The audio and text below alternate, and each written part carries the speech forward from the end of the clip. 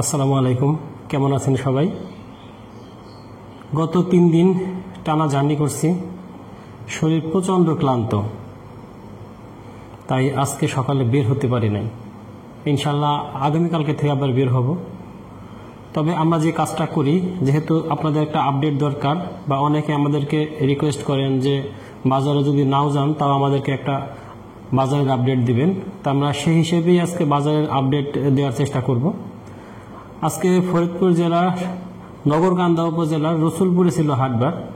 ওইখানকার ব্যবসায়ী আব্দুল খালেক ভাই, উনি একজন পেঁয়াজের বড় ব্যবসায়ী।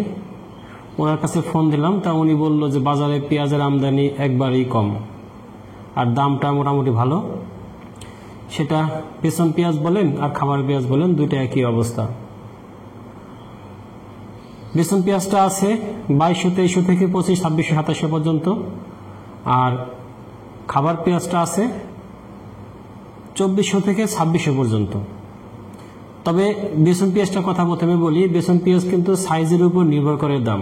সাইজ যত ছোট হয় তত বেশি দাম। যেটা সবচেয়ে ছোট ধানি পেঁয়াজ বলে, সেটা কিন্তু আরও বেশি আছে, সেটা কিন্তু 3500 থেকে 4042 টাকা পর্যন্ত আছে।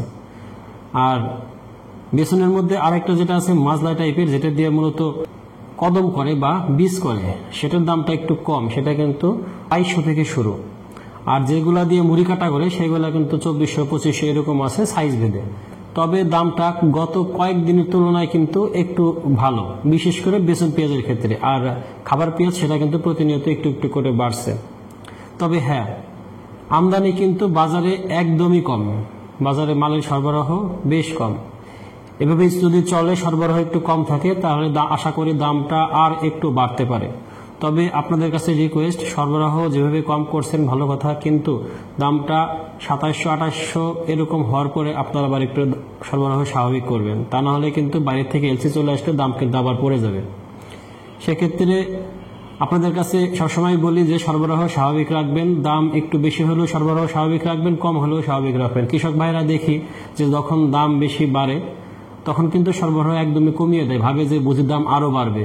সেই বেশি লাভের আশায় তারা কিন্তু দাম কমিয়ে দেয়। দাম তখন ঠিকই বাড়ে, কিন্তু তখন এলসি চলে আসে।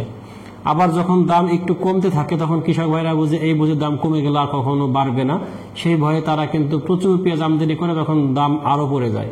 তাই আপনাদেরকে বলবো, আমরা সরবরাহ স্বাভাবিক রাখবেন। তবে পেঁয়াজের যে দাম এই বছর, তাতে কৃষক ভাইদের কিন্তু সত্যিই একটু সমস্যা হচ্ছে।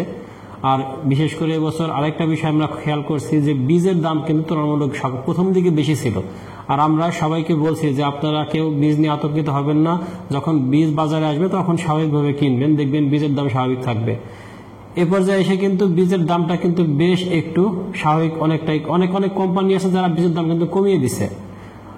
সেক্ষেত্রে বীজের কোনো সমস্যা নাই। আর আমরা বীজ নিয়ে আমাদের চ্যানেলে প্রতিনিয়তই বিভিন্ন ধরনের ভিডিও বা বিভিন্ন ধরনের আপডেট দিচ্ছি, বিভিন্ন অ্যাঙ্গেল থেকে দিচ্ছি, যাতে আপনারা ভালো বীজ চিনতে পারেন, ভালো বীজ সম্পর্কে বুঝতে পারেন এবং পেঁয়াজ চাষ সম্পর্কে জানতে পারেন। প্রিয় দর্শক, আমাদের ভিডিওগুলো যদি আপনাদের ভালো লাগে তাহলে লাইক, কমেন্ট, শেয়ার দিয়ে সাথে থাকবেন এবং নিয়মিত আপডেট পেতে আমাদের চ্যানেলটিকে সাবস্ক্রাইব করে রাখবেন। ধন্যবাদ সবাইকে। আসসালামু আলাইকুম।